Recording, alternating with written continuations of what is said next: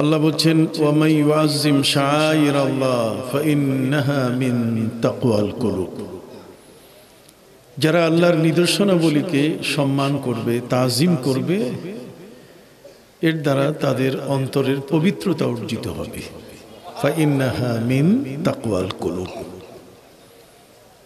দ্বিতীয় আয়াত আমি আপনাদের সামনে পড়েছি, যেটি প্রিয় নবী সাল্লাল্লাহু আলাইহি ওয়াসাল্লামের বিদায় ভাষণে যখন তিনি আল্লাহর কাছে আকাশে হাত উত্তোলন করে বলছিলেন, আল্লাহুম্মা হাল বাল্লাগতু, আল্লাহ আমি কি আমার উপরে অর্পিত দায়িত্ব, যে দায়িত্বগুলো দিয়ে আপনি আমাকে রসুল করে পাঠিয়েছেন, আমি কি সেই দায়িত্বগুলো যথাযথ পালন করেছি? সেগুলো যাদের কাছে পৌঁছাবার কথা আমি কি তাদের কাছে পৌঁছিয়েছি? আল্লাহুম্মা হাল বাল্লাগতু।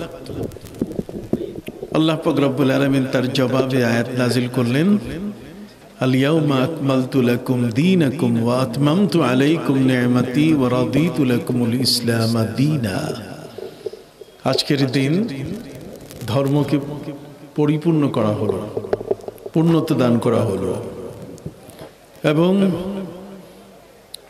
আমার নেয়ামতগুলোকে, আমার নেয়ামতকে ওয়া রাদিতু লাকুমুল ইসলাম দীনা, সেই নেয়ামতের মধ্যে ইসলামকে ধর্ম হিসাবে আমি তাদের জন্য খুশি হিসেবে মনোনীত করলাম। ওয়া রাদিতু লাকুমুল ইসলাম দীনা। অতএব আমাদের প্রিয় নবী সাল্লাল্লাহু আলাইহি ওয়াসাল্লাম তিনি আমাদের কাছে যে ধর্মটি ইসলাম পরিপূর্ণ করে দিয়ে গেছেন, এই ধর্মের পূর্ণতার ক্ষেত্রে আর কোনো সন্দেহ নাই। আল ইয়াউমা আকমালতু লাকুম দীনাকুম ওয়া আতমামতু আলাইকুম নি'মাতি। নেয়ামতগুলো আল্লাহ পরিপূর্ণ করে দিয়েছেন এবং তিনি আমাদের ধর্মকে পূর্ণতা দান করেছেন। নেয়ামত বলতে গেলে কোন জিনিসকে বোঝানো হয়েছে আমরা যদি একটু লক্ষ্য করি, তাহলে আমাদের পূর্ববর্তী যেই সম্প্রদায়গুলো পৃথিবীতে বসবাস করে গেছেন তাদের উপরে আল্লাহ তাআলা নেয়ামত দিয়েছেন। যেমন তিনি বনি ইসরাঈলকে বলেছেন, ইয়া বনি ইসরাঈল আযকুরু নি'মাতি আল্লাতী আন'আমতু আলাইকুম ওয়া আন্নী ফাদ্দালতুকুম আলাল আলামিন। বনি ইসরাঈল সম্প্রদায় হযরত নবী মুসা আলাইহিস সালামের উম্মত, আল্লাহ বলেন তোমরা স্মরণ করো সেই নেয়ামতগুলোর কথা যেগুলো আমি তোমাদের উপরে দিয়েছি এবং তোমাদেরকে আমি সম্মানিত করেছি, গোটা জগতের উপরে তোমাদেরকে আমি মর্যাদাবান বানিয়েছি। ওয়া আন্নী ফাদ্দালতুকুম আলাল আলামিন। বনি ইসরাঈলের উপরে আল্লাহর রহমত, তার নেয়ামত কি কি আমরা সেগুলো যদি লক্ষ্য করি তাহলে দেখব অসংখ্য নেয়ামত দিয়ে আল্লাহ তাদেরকে ধন্য করেছে। তার মধ্যে একটি হলো যে সেই যুগের জালেম শাহী স্বৈরাচারী সরকার ফেরাউনের হাত থেকে আল্লাহ পাক রব্বুল আলামিন তাদেরকে বাঁচার জন্য নদীর মাঝখানে রাস্তা করে দিয়ে তাদেরকে পারাপারের ব্যবস্থা করে দিয়েছিলেন। না হলে ফেরাউনের সেনাবাহিনী হযরত নবী মুসা আলাইহিস সালাম এবং তার কওমের মানুষ একজনকেও ছাড় দিত না।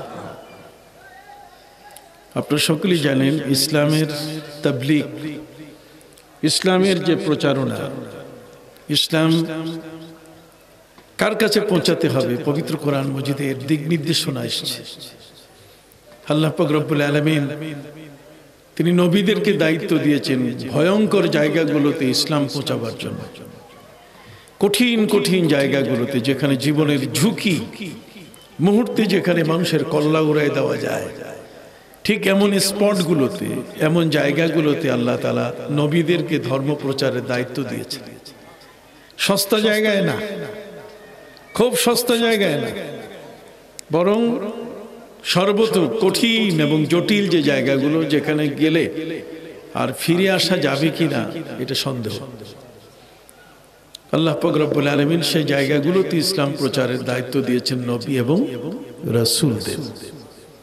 পবিত্র কোরআন মজিদে আল্লাহ পাক রব্বুল আলামিন বলেছেন নবী মুসা আলাইহিস সালামকে, ইযহাব ইলা ফিরআউনা ইন্নাহু তাগা। যাও ফেরাউনের কাছে ধর্ম প্রচার করো। ফেরাউন সীমা লঙ্ঘন করছে। ইন্নাহু তাগা। হযরতে নবী মুসা আলাইহিস সালাম তিনি ফেরাউনের কাছে যাবেন। এই ফেরাউনের কাছে যাবার জন্য তার সঙ্গী তিনি তার বড় ভাই হযরতে হারুন আলাইহিস সালামকে তিনি সঙ্গী করলেন। সুবহানাল্লাহ বলুন। দুইজন মানুষ, তারা একজন স্বৈরাচারী জালেম শাহী, যার হাতে অস্ত্র আছে, যার কাছে তীর আছে, বল্লাম আছে, যার কাছে ধনুক আছে, তীর ধনুক সহ যে কোনো মুহূর্তে সে মরণাস্ত্র ব্যবহার করে মানুষকে পৃথিবী থেকে বিদায় করতে পারে। এবং একজন স্বৈরাচারী সরকার, যার কর্মকাণ্ড সম্পর্কে পবিত্র কোরআনে বলা হয়েছে ইউযাব্বিহুনা আবনাআহুম ওয়া ইস্তাহইয়ুনা নিসাআহুম, পুত্র সন্তানদেরকে জবাই করার সে নির্দেশ দিয়েছিল, আর মেয়েদেরকে বাঁচিয়ে রাখার জন্য মেয়েদের গায়ে যেন হাত দেওয়া না হয়। পুত্র সন্তান তার জন্য মহা বিপদের কারণ ছিল। ফিরআউন জ্যোতিষীরা তাকে বলেছিল যে তোমার এই দেশের মধ্যে একটি ছেলে জন্ম নেবে যে তোমার এই সিংহাসন কেড়ে নেবে, তোমার এই সিংহাসন থেকে তোমাকে ধাক্কা দিয়ে বের করে দেবে। ফিরআউন ভয় পেয়ে গিয়েছিল যে এই সিংহাসন আমার হাতছাড়া হয়ে গেল তো সব শেষ। যে লোকটি তার জীবনে ছিল কবরস্থানের হাবিলদার, একজন মানুষের বাড়িতে কাজ করে খেত, সে একজন খরবুজাওয়ালা, তরমুজ বিক্রেতা হিসাবে তার পরিচয় ছিল। একজন তরমুজের মালিক, যে ঘরে জমিনে তরমুজ আবাদ করে, সেই তরমুজের মালিকের তরমুজ বাজারে বিক্রি করতে আনতো সে এবং তার দোস্ত হামান। সম্মানিত সুধী, আস্তে আস্তে শহরে উঠা শুরু করলো, শহর চিনল। শহর চেনার পরে তার মাথার মধ্যে আসলো যে আমি একটা ভালো চাকুরি কিভাবে নিতে পারি। একটা চাকুরি পাওয়ার জন্য যে যোগ্যতা থাকা দরকার, শিক্ষাগত যোগ্যতা, অভিজ্ঞতা, এগুলোর কোনোটাই নাই। শুধু মাথায় করে তরমুজ টেনে নিয়ে বাজারে বিক্রি করে সে গ্রামে ফিরে আসত। শহরে থাকতে হবে, তার শহরে একটা চাকুরি নিতে হবে। এই জন্যই তার উপযুক্ততা, তার যোগ্যতা ছিল যে কবরস্থানের হাবিলদার হওয়া ছাড়া তাকে কোনো পদ দেওয়ার সুযোগ নেই। যে মানুষগুলো মরে যাবে তার কবর খনন করা, যে মানুষগুলো মারা যাবে তাকে দাফন করা, কবরগুলোকে দেখাশোনা করে রাখা, এই ছিল ফেরাউনের কি যোগ্যতা। ফেরাউনের যোগ্যতা ছিল অতটুকু। এই যোগ্যতা বিনা চালানের ব্যবসা। আস্তে আস্তে সেই কবরস্থানের হাবিলদারি, পাহারাদারি করতে করতে এমন একটি পর্যায়ে চলে গেল যে তার অঢেল সম্পদ তার হাতে চলে আসলো। অঢেল সম্পত্তির মালিক হলো ফেরাউন, একটা অশিক্ষিত মানুষ, কোনো লেখা নাই, পড়া নাই, কিচ্ছু নাই। অজপাড়া গ্রাম থেকে শহরে এসেছিল। শহরে একটা ভালো চাকরি নেবে, সেই চাকরি নেবারও যোগ্যতা তার কাছে ছিল না। দিস ইজ এ ফেরাউন। এই হলো ফেরাউন। সম্মানিত সুধী, আপনারা সকলেই জানেন ইসলাম পৃথিবীর মধ্যে যত নবী এবং রসুল এসেছেন, প্রত্যেক নবী এবং রসুল ছিলেন শাসক। সুবহানাল্লাহ বলেন। কোন নবী এবং রসুলকে আল্লাহ পাক রব্বুল আলামিন গোলাম করে পাঠান নাই যে পৃথিবীর গোলামি তারা করবেন, বরং নবী রসুলগণ শাসকের ভূমিকায় অবতীর্ণ হয়েছিল। হযরতে নবী দাউদ আলাইহিস সালাম তিনি শাসক ছিলেন, হযরতে নবী সুলাইমান আলাইহিস সালাম শাসক ছিলেন। শাসন কার্য পরিচালনা করতেন, রাষ্ট্র পরিচালনা করার মতো ক্ষমতা ছিল তাদের কাছে। হযরতে দাউদ আলাইহিস সালামের পরে পৃথিবীতে শাসক নির্বাচনের ক্ষেত্রে হযরতে নবী সুলাইমান আলাইহিস সালামের পরে এই দায়িত্বটা চলে আসলো নবীদের উপরে। নবীরা শাসক ছিলেন, সেই শাসক থেকে তারা এখন শাসনকর্তা নিয়োগ দিতেন। শাসনকর্তার, দেশের রাজা, দেশের শাসক নির্বাচনের দায়িত্ব ছিল নবীদের হাতে। সুবহানাল্লাহ। যে কারণে হযরত শামুয়েল আলাইহিস সালামের উপরে দায়িত্ব আসলো। হযরত নবী শামুয়েল আলাইহিস সালাম 6 বছর পর্যন্ত দেশের শাসক খুঁজে পাচ্ছিলেন না। দুটো আলামত তাকে দেওয়া হলো, একটা হলো লাঠি, আরেকটা হলো মহিষের শিং, যার ভিতরে জয়তুন তেল রাখা। এবং এই জয়তুন তেলটা আর লাঠিটা, এটা হচ্ছে একজন শাসক চেনার উপায়। যিনি দেশের রাষ্ট্রপ্রধান হবেন, তিনি যে সত্যিকার রাষ্ট্রপ্রধান এটা প্রমাণিত হবে এই দুইটা আলামত দিয়ে। একটা হচ্ছে লাঠিটা যত বড় লম্বা, তিনি ঠিক ওই সাইজের হবেন। আর তার পাশে যদি সেই শিংয়ের ভিতরে রাখা জয়তুন তেল যদি বিনা জালে, চুলার আগুন ছাড়া এমনি এমনি যদি উতলাইয়া পড়ে, তাহলে মনে করতে হবে যে তিনি আসলে কি রাষ্ট্রের শাসক হওয়ার যোগ্য। 6 থেকে 7 বছর পর্যন্ত হযরত শামুয়েল আলাইহিস সালাম খুঁজে ফিরছেন রাষ্ট্রের কোন প্রধান, রাষ্ট্রের দায়িত্ব কি নেবে এমন কাউকে তিনি খুঁজে পাচ্ছিলেন না। একদিন ফজরের সময় তিনি দেখলেন যে শিংয়ের মধ্যে যে জয়তুন তেল উতলাইয়া পড়তেছে। তিনি বুঝতে পারলেন যে রাষ্ট্রের শাসক তার বাড়ির পাশে এসে গেছে। হযরত শামুয়েল আলাইহিস সালাম তিনি লাঠি নিয়ে বের হলেন।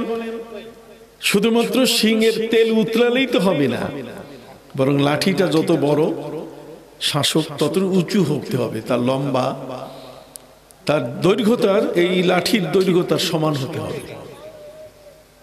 সম্মানিত সুধী, সাধারণত প্রত্যেকটি মানুষ যে কোনো লোককে রিসিভ করার জন্য কেউ যদি কারো বাড়িতে যায়, তাহলে ফ্রন্ট সাইডে, সামনের দিকে, যেখানে মূল গেট, মূল ফটক, উঠান, যেখান থেকে সাধারণত মানুষকে রিসিভ করে নিজের বাড়ির ঘরের ভিতরে নিয়ে যায়, হযরত শামুয়েল আলাইহিস সালাম ঠিক এমনি করে বাড়ির সামনে এসে দেখলেন কেউ নাই।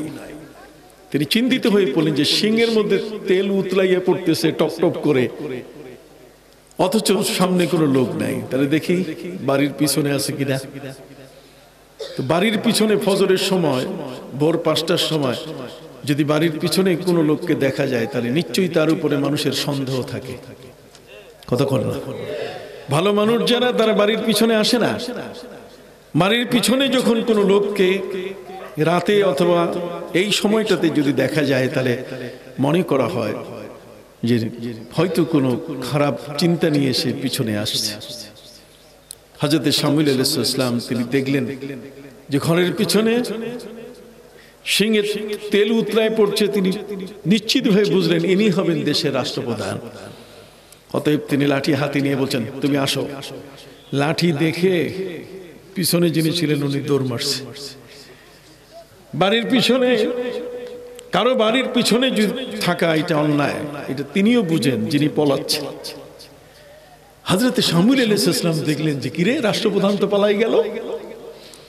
উনিও তার সাথে পিটি করে দৌড় দেওয়া শুরু করলেন। দৌড় দিয়ে দিয়ে কাছাকাছি যখন বললেন থামো, উনি বলছেন, বাবা আমি তো অসৎ উদ্দেশ্যে তোমার বাড়ির পিছনে আসি নাই। কই তুমি থামো, কই আমি যা বলছি তাই শুনুন, আমি কোনো খারাপ নিয়তে আসি নাই। কই তাহলে তুমি আমার বাড়ির পিছনে আসছো কেন? কই আসছি এই কারণে যে আমি তো একজন কসাই মানুষ, আমি গরু জবাই করে বিক্রি করি, কিন্তু আজকের গরুটা হারাই গেছে। ওই গরুটা খোঁজার জন্য আমি আপনার বাড়ির পিছনে আসছি। অথবা আমি কিন্তু চোর না, ডাকাত না, কিছু না। হযরত শামুয়েল আলাইহিস সালাম বলছেন, আমি তোমাকে চোরও বলি নাই, ডাকাতও বলি নাই, কিছু বলি নাই, থামো। বহু কষ্ট করে তাকে পাকড়াও করে থামালেন। থামার পরে দেখে শিংয়ের তেল সব উতরাইয়া পড়ে যাচ্ছে। আর ওই যে হাতে লাঠি, এটা দিয়ে যখন মাপা শুরু করলেন, তখন দেখে খাপে খাপ মমতাজ্জার বাপ। কথা বুঝেন না? একেবারে লাঠির দৈর্ঘ্য তার সাথে পুরোপুরি কি হয়ে গেল, মিল হয়ে গেল।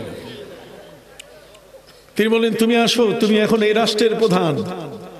একজন নবী একজন ব্যক্তিকে রাষ্ট্রের প্রধান ঘোষণা করলেন।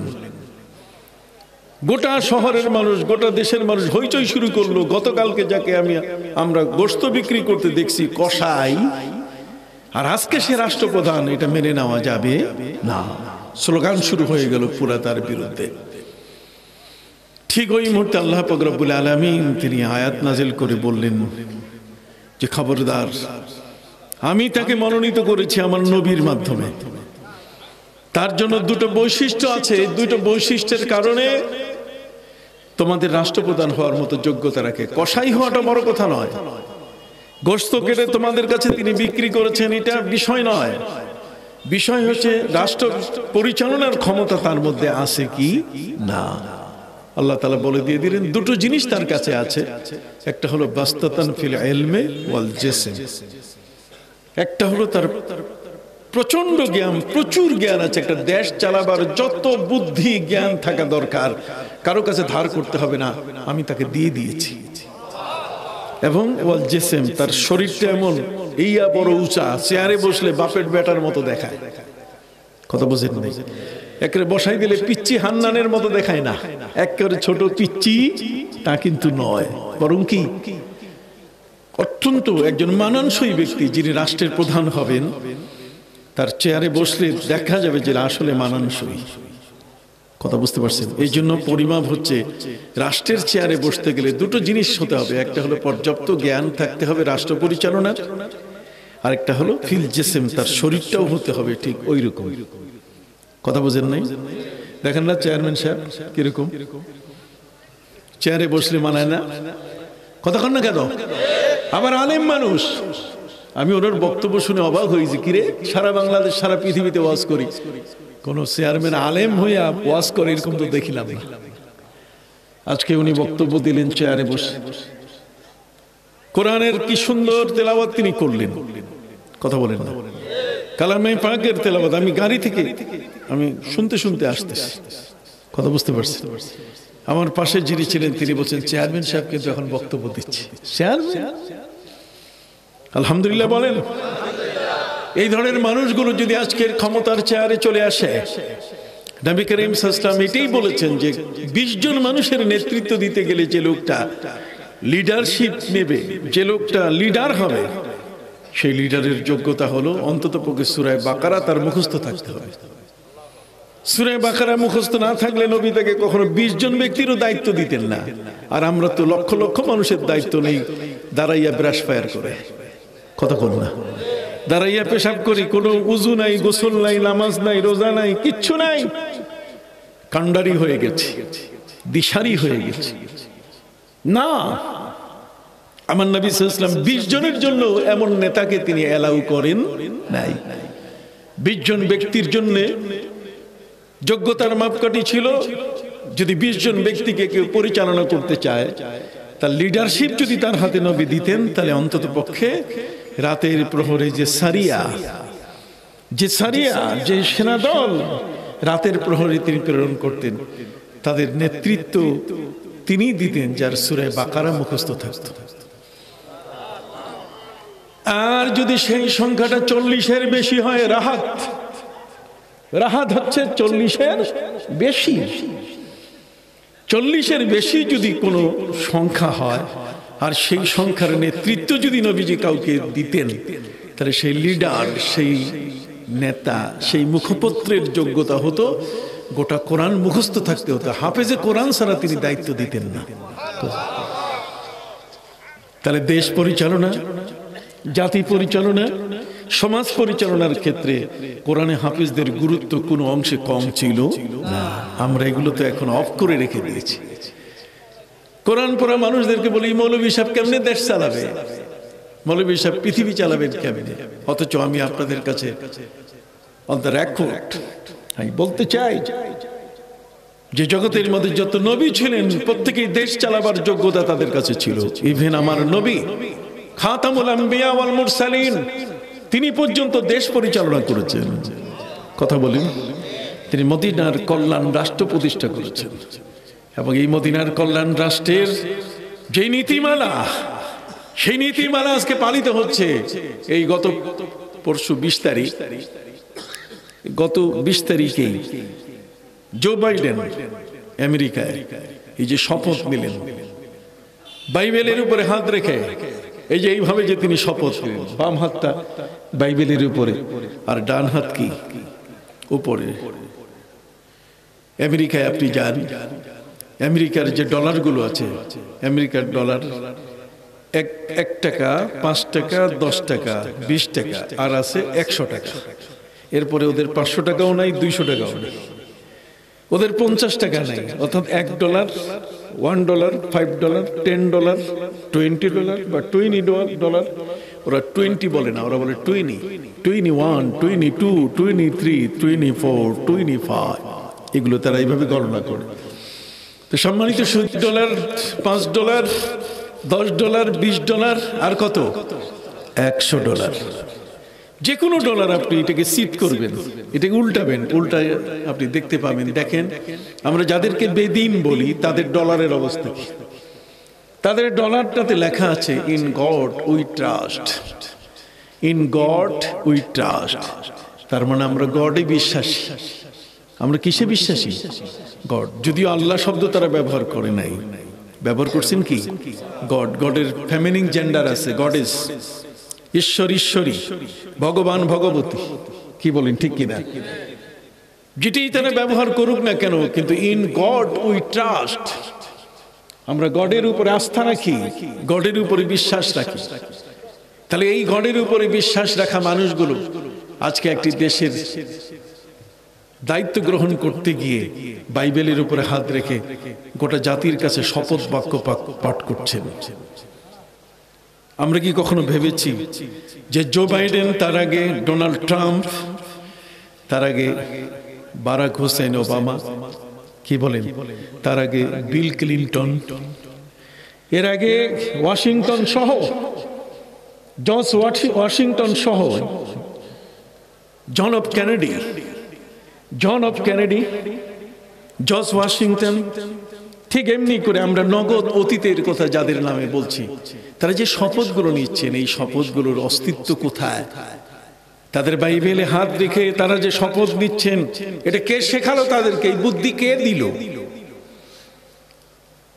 আজকের শপথ মঞ্চ, সেখানে শপথ পড়া হয়। আমার দেশে আমাদের মহামান্য রাষ্ট্রপতি শপথ পাঠ করেন, মাননীয় প্রধানমন্ত্রী শপথ বাক্য পাঠ করেন,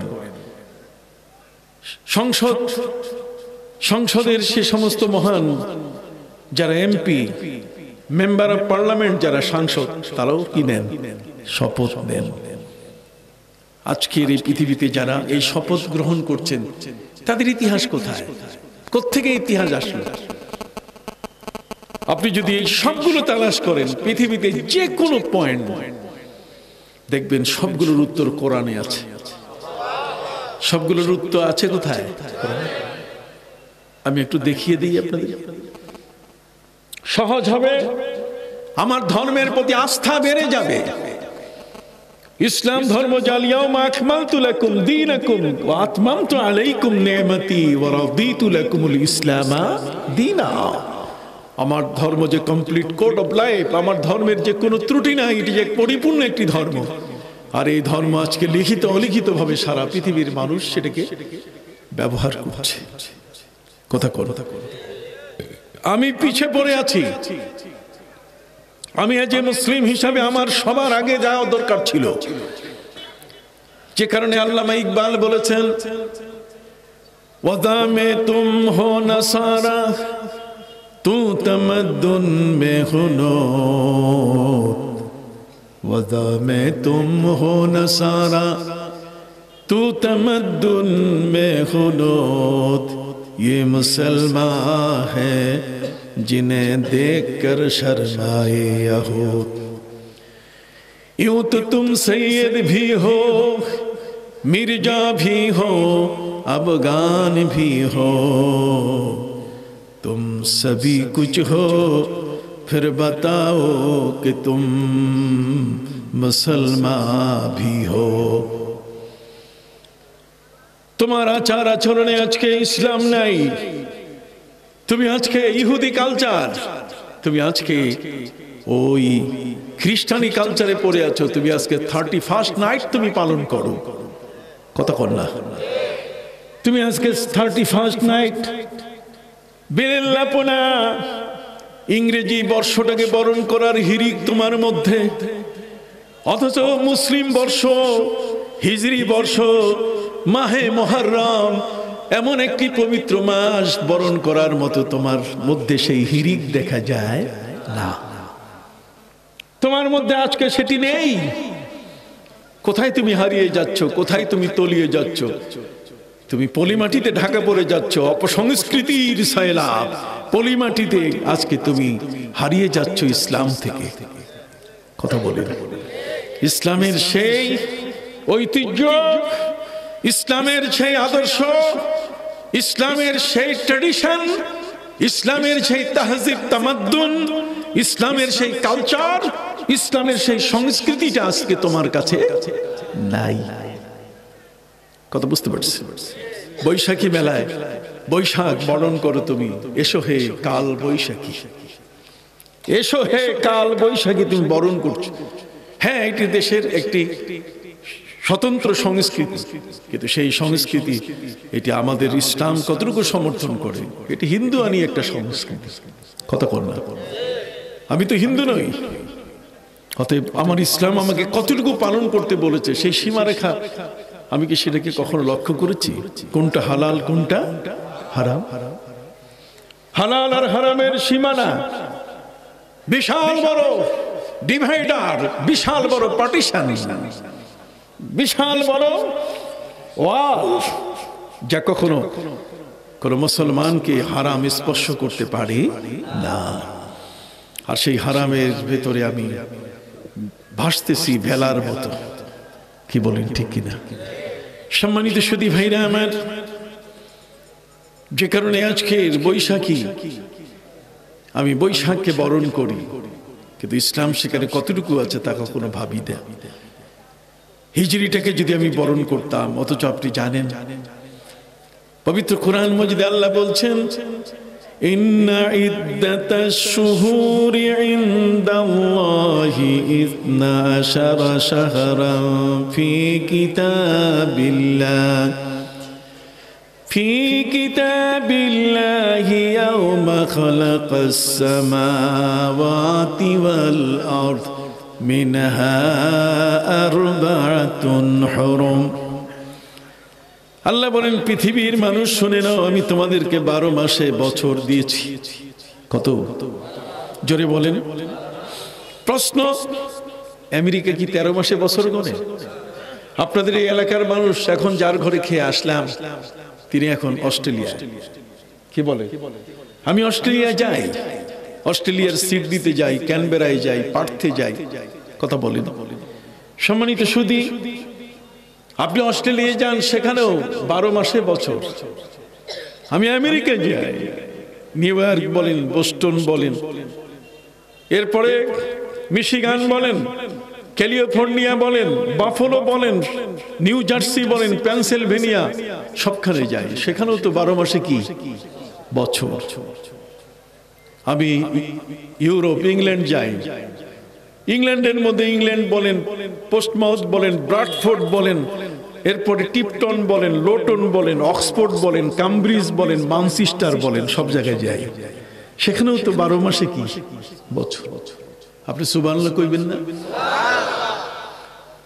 পৃথিবীর এমন কোন জায়গা নাই সূর্যের উদয়াচল থেকে অস্তাচল পর্যন্ত, সানরাইজ থেকে সানসেট পর্যন্ত সারা জগৎ যেখানে যাবেন সেখানে 12 মাসে কি বছর।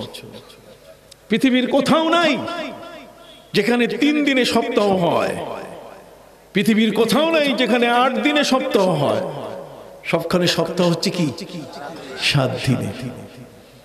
মাসের গণনা পৃথিবীর মধ্যে 30-31 দিনে মাস হচ্ছে। আমার নবী সাল্লাল্লাহু আলাইহি ওয়াসাল্লাম আল্লাহর কাছে বললেন, আল্লাহ 12 মাসে আপনি বছর দিলেন, 12 মাসে বছর, মাস গণনা করব কয় দিনে? মাস গণিত হবে কয় দিনে? পবিত্র কোরআন মাজিদে আল্লাহ পাক রব্বুল আলামিন বলেন, ওয়াশ-শামসু ওয়াল-কামারু বিহুসবান, সূর্য এবং চন্দ্র আমি তোমাদের জন্য গণনার পরিমাপক বানিয়ে দিয়েছি। وَجَعَلْنَا اللَّيْلَ وَالنَّهَارَ آيَتَيْنِ فَمَحَوْنَا آيَةَ اللَّيْلِ وَجَعَلْنَا آيَةَ النَّهَارِ مُبْصِرَةً لِتَبْتَغُوا فَضْلًا مِّن رَّبِّكُمْ وَلِتَعْلَمُوا عَدَدَ السِّنِينَ وَالْحِسَابَ। সুবহানাল্লাহ। আল্লাহ বলেন তোমাদের জন্য চন্দ্র এবং সূর্য আমি সৃষ্টি করেছি। হুয়াল্লাযী জাআলাশ শামসা দিয়াআন ওয়াল কামারা নূরা। ওই মহান সত্তা যিনি তোমাদের জন্য সূর্যকে আলোকোজ্জ্বল প্রদীপ বানিয়েছেন, একটা জ্বলন্ত প্রদীপ বানিয়ে দিয়েছেন। হুয়াল্লাযী জাআলাশ শামসা দিয়াআন ওয়াল কামারা নূরা। আর চন্দ্রটাকে আলোকিত পাত্র বানিয়ে দিয়েছেন, রেডিয়াম লাইট বানাই দিয়েছেন। এই চাঁদ রেডিয়াম লাইট হলো কেমনে? সূর্য এবং চন্দ্র তোমাদের গণনার পরিমাপক, এটা দিয়ে তোমরা গণনা করবে। আল্লাহ বলেন শুধু তাই নয়, আরো পরিষ্কার করে দেই, ইন্নাল্লাহা ফালিকুল হাব্বি ওয়ান নাওয়া ইখরিজুল হাইয়া মিনাল মাইতি ওয়া মুখরিজুল মাইতি মিনাল হাইয়্যি যালিকুমুল্লাহু ফাআন্না তুফাকুন ফালিকুল ইসবাহ وجعل الليل سكنا والشمس والقمر حسبانا وجعل الشمس والقمر حسبانا ذلك تقدير العزيز العليم। বড় করে কোন সুবহানাল্লাহ। আল্লাহ বলেন মাটির ভিতরে একটা মরা দানা থেকে জীবন্ত গাছ আমি তৈরি করি। আমি তোমাদের বীজগুলো মাঝখানে ফাটাই দিয়া সেখান থেকে আমি গাছ বের করি। ইন্নাল্লাহা ফালিকুল হাব্বি ওয়ান নাওয়া ইখরিজুল হাইয়্যা মিনাল মাইয়িতি ওয়া মুখরিজুল মাইয়িতি মিনাল হাইয়্যি যালিকুমুল্লাহু ফাআন্না তুফাকুন ফালিকুল ইসবাহ। আমি রাতটাকে চিরে তোমাদের জন্য সকাল প্রভাত বের করি। ফালিকুল ইসবাহ। যদি আমি রাতটাকে এভাবে রেখে দিতাম সারমাদান ইলা ইয়াউমিল কিয়ামা, কিয়ামত পর্যন্ত যদি রাতটা লম্বা করতাম, পৃথিবীর মধ্যে এমন কারো শক্তি নাই তোমাদেরকে আকাশের আলো তোমাদেরকে দিনের সূর্য দেখাবে। দিনের সূর্য দেখাবার মতো ক্ষমতা জগতের কারো আছে? আল্লাহ বলেন ফালিকুল ইসবাহ وجعل الليل سكنا والشمس والقمر حسبانا। আমি সূর্য এবং চন্দ্র তোমাদের জন্য গণনার পরিমাপক বানিয়েছি। এটা দিয়ে তোমরা মাস গণনা করবে, এটা দিয়ে তোমরা বছর গণনা করবে। তাহলে বছর আর মাস গণনা করার দুটো মাধ্যম আল্লাহ দিয়েছেন। একটা হচ্ছে সৌরপুঞ্জি, কি বলেন, ওই আকাশের সূর্যের মাধ্যমে তুমি তোমার পঞ্জিকা তৈরি করবে। আর না হলে তুমি শ্রাবণ, শশী, বর্ষ, শশী মানে কি চাঁদ, রবি শশী, কতক্ষণ না। একটা হচ্ছে সৌরবর্ষ আর একটা হচ্ছে চান্দ্রবর্ষ। চন্দ্রবর্ষ না, চান্দ্রবর্ষ। সম্মানিত সুধী ভাইরা আমার, 12 মাসে বছর হয়। পৃথিবীর মধ্যে যারা অমুসলিম তাদের সিংহভাগ তাদের উপাসনা সূর্যের আলোর সাথে, আর মুসলমানের 99 ইবাদতকে আল্লাহ চাঁদের সাথে যোগ করে দিয়েছেন। আমাদের 99 ইবাদত কার সাথে? চাঁদের সাথে। আর 98 উপাসনা অমুসলিমদের কার সাথে? সূর্যের সাথে। এই জন্য ওদের সাথে আমাদের ডিফারেন্স আছে। আমরা যখন রোজা পালন করি সেহরির আল্লাহ সময় কোরআনে ঘোষণা করছে। পবিত্র কোরআনের সেহরির ঘোষণা শুধু হাদিস দিয়ে না, এটা কোরআনের আয়াত দিয়ে আছে। আল্লাহ বলেন কুলু ওয়াশরাবু হাত্তা ইয়াতাবায়ানা লাকুমুল খাইতুল আবয়াদু মিনাল খাইতিল আসওয়াদ মিনাল ফজর। তাহলে ফজরের ওয়াক্ত আসার আগ পর্যন্ত সেহরি খাওয়া যাবে। কতক্ষণ আমরা আমাদের রোজা পালন করব, কত সময় তাও আল্লাহ বলে দিয়েছেন, সুম্মা আতিম্মুস সিয়ামা ইলাল লাইল। রোজা পালন করবে রাত পর্যন্ত, রাতটা যেন কোনো মতেই রোজার ভিতরে না ঢুকে, রোজাটার ভিতরে যেন রাতটা প্রবেশ না করে। ইযা কুমতুম ইলাস সালাহ ফাগসিলু উজুহাকুম ওয়া আইদিয়াকুম ইলাল মারাফিক। হাত ধুবে কোন পর্যন্ত। অতএব এই হাতটা, এই যে পুরো হাত, এই হাতের মাঝখানে একটা কি আছে? কোন আছে। এই জন্য কোরআনের আয়াত হচ্ছে, যখন তোমরা উজু করবে তখন এই কোনুর সাথে আরো 1 ইঞ্চি বাড়াইয়া এখানে ধৌত করবে। এই অংশটাও এর ভিতরে ঢুকছে। হাতের কোনুর পরের অংশটাও হাতের ইটের মধ্যে কি ঢুকছে। তখন আপনি যখন উজু করবেন তখন হাত ধুবেন কোন পর্যন্ত? কোন পর্যন্ত। কোন মানে কি কোন পর্যন্ত শেষ করবেন? এর চেয়ে আরো 1 আঙ্গুল বেশি ধুয়ে ফেলবেন। এইটা পুরা হাত এক জিনিস। এইটা আর এইটা এক ম্যাটেরিয়ালস দিয়ে তৈরি, এক ধরনের ম্যাটেরিয়ালস দিয়ে কি হয়েছে? তৈরি হয়েছে। কিন্তু সুম্মা আতিম্মুস সিয়ামা ইলাল লাইল, এখানে ইলা আছে। আল্লাহ বলছেন তোমরা রোজাকে পালন করো রাত পর্যন্ত। তাহলে দিনে রোজা রাখি, দিন আর রাত দুইটা এক জিনিস না। এই জন্য রাত যেন কোনো মতেই দিনের মধ্যে প্রবেশ করতে না পারে। এই জন্য আমরা রোজা পালন করব কখন? কোন পর্যন্ত?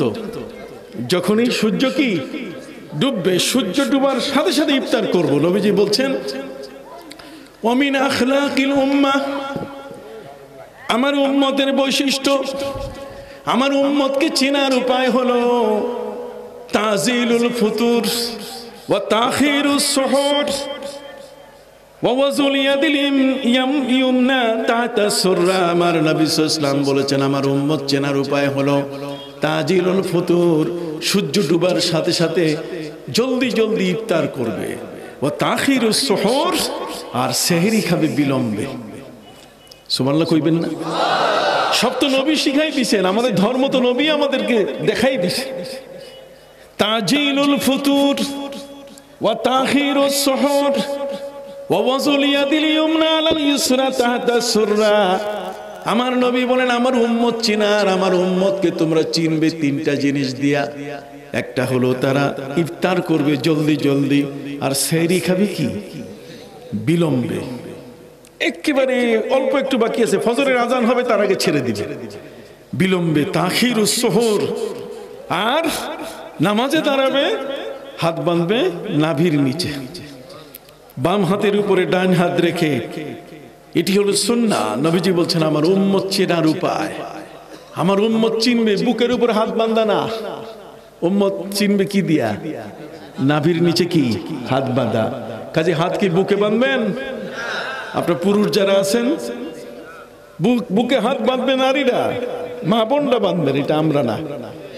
নবী বলছেন, ওমিন আখলাকিল উম্মাহ, আমার উম্মতের আখলাক, আমার উম্মত চেনার উপায় তাজিলুল ফুতুর ওয়া তাখিরুস সুহুর ওয়া ওয়াজুল ইয়াদিল ইয়ুমনা আলাল ইউসরা তাহতা সুররা। নবী বলেন, এই 3টা বৈশিষ্ট্যের উপরে আমার উম্মতকে চেনা যাবে। সুবহানাল্লাহ বলেন। আমার উম্মতকে কি করা যাবে? চেনা। তাহলে আপনি বিলম্বে খাবেন সেহরি। বিলম্বে মানে কি? সকালবেলা। কতক্ষণ? এখানে এসে মওদুদী সাহেব ভুল করেছেন। এখানে এসে আবুল আলা মওদুদী সাহেব এখানেই তিনি জঘন্য উক্তি করেছেন, যেটা এদেশের কোন সুন্নি আলেম, এদেশের কওমি হোক আলিয়া হোক, কোন আলেমে সেটা কখনো মেনে নিবে না। উনি বলছেন যে কুলু ওয়াশরাবু হাত্তা ইয়াতাবায়্যানা লাকুমুল খাইতুল আবয়াদু মিনাল খাইতিল আসওয়াদি মিনাল ফজর। ফজরের সময় যেটা ঘোষণা করা হয়েছে, যদি কোনো ব্যক্তি সেহরিতে না উঠে, ওদিকে আজান হইতেছে, কি হইতেছে? আজান হইতেছে, সেহরি উনি খাইতে পারেন নাই, তাহলে ঝটপট যেন ওই আজান অবস্থায় খাইয়া নেন। না না, আল্লাহ বলছেন এটা যতক্ষণ পর্যন্ত কালো আভাটা থাকবে ততক্ষণ পর্যন্ত সেহরি খাওয়া যাবে। কালো আভা শেষ, সুপ্রভাত, যখন সেহরির সময়টা শেষ হয়ে সুবে সাদেক চলে আসবে, তখনই কিন্তু সেহরি খাওয়া কি বন্ধ। খেয়াল করছেন কথাটা? আর উনি বলছেন কি ঝটপট কি আজান চলা অবস্থায় খাওয়া যাবে। তা আমাদের দেশে আজান দেয় কি 5 মিনিট পরে, কতক্ষণ না, অথবা সময় মতো হয়ে গেছে। এখন ফজরের আজান যে সময় যায় তখন দিন হয়ে গেছে। এই দিনের মধ্যে কোনো অবস্থাতেই সেহরি খাওয়া যাবে, রোজা নষ্ট হয়ে যাবে এবং রোজার কাজা কাফফারা দুইটাই দিতে হবে। কাজা বলতে গেলে একটার বদলে একটা, আর কাফফারা হলো একটার বদলে 60টা। কয়টা? একটা হলো কাজা, আরেকটা কি কাফফারা, আরেকটা হচ্ছে ফিদিয়া। ফিদিয়া وعلى الذين يطيقونه فدية طعام مسكين فمن تطوع خيرا فهو خير له وأن تصوموا خير لكم إن كنتم تعلمون سبحان الله বলেন। ফিদিয়া হচ্ছে 90 বছর বয়স, ফিদিয়া হচ্ছে মা সন্তান প্রসব করেছেন, ফিদিয়া হচ্ছে একজন কঠিন রোগাক্রান্ত ব্যক্তি যিনি কোনো মতেই ডাক্তার তাকে রোজা রাখার পারমিশন দিচ্ছে না, কথা কর না, তার সুস্থ হওয়ারও কোনো উপায় নাই। তাহলে এমন ব্যক্তি তার একটা রোজার বদলে একজন মিসকিনকে তিনি খাবার খাওয়াবেন, এটার নাম হলো ফিদিয়া। এটার নাম কি? ফিদিয়া। আর কাজা হচ্ছে ফামান কানা মিনকুম মারিদান আও আলা সাফারিন ফাইদ্দাতুম মিন আইয়ামিন উখার। যদি কোনো ব্যক্তি অসুস্থ হন অথবা যদি কোনো ব্যক্তি প্রবাসে সফরে থাকেন, তাহলে একটা রোজার বদলে একটা রোজা তিনি কাজা দিবেন। আর যদি ইচ্ছাকৃতভাবে দিনের বেলায় কেউ রোজা ভাঙ্গেন, তাহলে তার সাথে কাজাও আসবে, আবার কি কাফফারাও আসবে। আর সেটা হলো ফাইতামু সিত্তিনা মিসকিনা। প্রথমে সে 60টা রোজা পালন করবে, যদি না পারে তাহলে 60 জন মিসকিনকে তাকে লাগাতার খাবার খাওয়াইতে হবে। কথা বুঝতে পারছেন? বড় কঠিন শাস্তি। যা হোক সম্মানিত সুধী, এই কথাগুলো বলার পেছনে কারণ হলো এই, আপনি সেহরি খাচ্ছেন, সেহরির সময় হলো সুবে সাদেকের আগে। এটা হলো যে মুসলিম হিসাবে আপনার জন্য সময় হলো সুম্মা আতিম্মুস সিয়ামা ইলাল লাইল। তার মানে আপনি রোজা শেষ করলেন ইফতারির সাথে সাথে, আর আরেকটা রোজা শুরু করবেন আপনি সেহরির শেষ সময় পর্যন্ত। কি বলেন, ঠিক কিনা? এটা হলো আমাদের ধর্মের নিয়ম।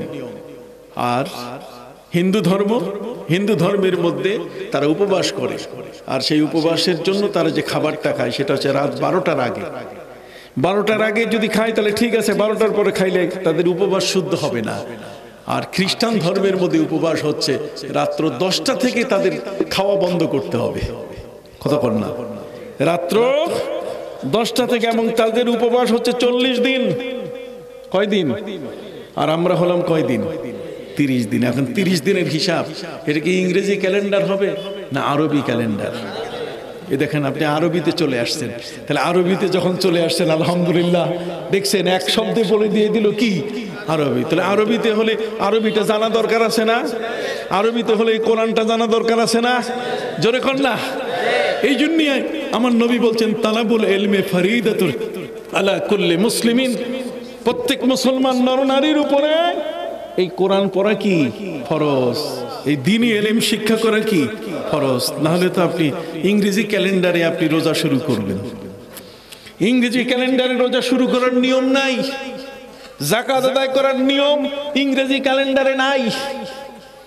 আমাদের দেশে ইংরেজি ক্যালেন্ডারে যাকাত আদায় করে না। যাকাত আদায় করতে হবে কি দিয়ে? আরবি ক্যালেন্ডারে। তাহলে আরবি ক্যালেন্ডার কোনটা এটা আপনি কখনো জানেন? আরবি ক্যালেন্ডারের যদি নাম একজনকে বলা হয় একটু বলেন তো, তাহলে কয়টা পারি না, কোনটা পড়েন? কয় জানুয়ারি, ফেব্রুয়ারি, মার্চ, এপ্রিল, মে, জুন, জুলাই, আগস্ট, সেপ্টেম্বর, অক্টোবর, নভেম্বর, ডিসেম্বর, একসাথে সব। কিন্তু পয়গম্বরী যে মাসগুলো এগুলো আমাদের জানা খুব দরকার ছিল। কি বলেন, ঠিক না? মুহররম, সফর, রবিউল আউয়াল, রবিউল সানি, জামাদিউল আউয়াল, জামাদিউল সানি, রজব, শাবান, রমজান, শাওয়াল, জিলকদ, জিলহজ, এটা আমাদের জানা দরকার। কিন্তু কয়জন পারি? আমি কি আমার সন্তানদেরকে কখনো এটার উপরে চাপ সৃষ্টি করেছি? বাবা বলো তো দেখি, আরবি মাস একটু শুনি। একবারও তো আমি দায়িত্ব পালন করিনি। তাহলে আপনি বাবা হিসেবে দায়িত্ব কোনটা পালন করছেন? খালি ওর বিয়ে দিবেন এইটা, ও সাবালক হলে তারপর বিয়ে দিবেন এইটা, আর মরার আগে বলবেন যে জমি জায়গা ভাগ করে নিও ঠিক মতো। কথা বলে একজন বাবার উপরে কি দায়িত্ব? সূরা লোকমান পড়তে হবে। সূরা লোকমান না পড়া পর্যন্ত আপনি বুঝবেন না যে কাকে বলে একজন বাবা আর কাকে বলে একজন পুত্র। সূরা লোকমান হচ্ছে বাবা আর ছেলের সূরা। وقال لقمان لابنه وهو يعظه يا بني لا تشرك بالله إن الشرك لظلم عظيم। সুবহানাল্লাহ বলেন। সূরা লোকমান পড়বেন, হাত উঠান, পড়বেন কিনা? হাত উঠান, সূরা লোকমান পড়বেন।